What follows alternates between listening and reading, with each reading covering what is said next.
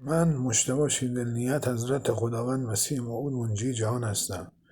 در این ویدیو به صورت خیلی کوتاه میخوام توضیح بدم که تاریخ چگونه تکرار میشود.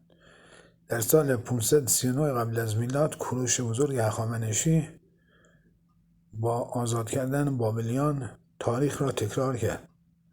بعد از کوروش بزرگ هخامنشی حضرت عیسی بن مریم تنها پیغمبر خدا بود که 2026 سال قبل جای پاسارگاد و اورشلیم را عوض کرد، بیت لحم. در سال 587 جای محمد که پیغمبر دروغین بوده است با بیت لحم در سال 587 قبل از میلاد عوض شد و سال 1357 جای مکه، فتح مکه با انقلاب 57 عوض شد و از سال 1359 جای قیام ملی 1332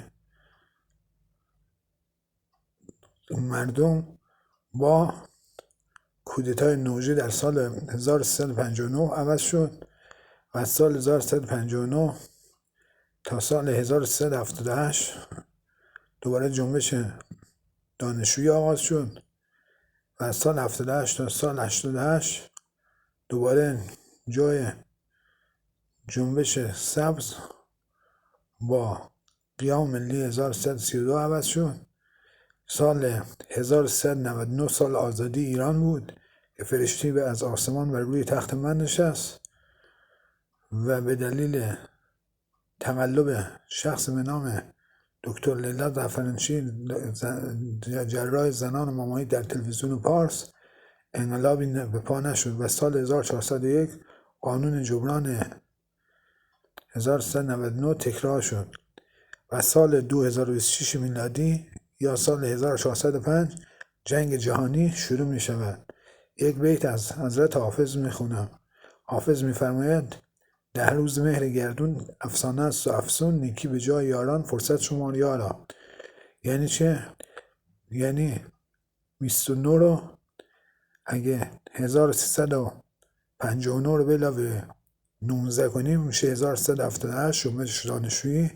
اگه 1359 کودتای نوژه را به علاوه 22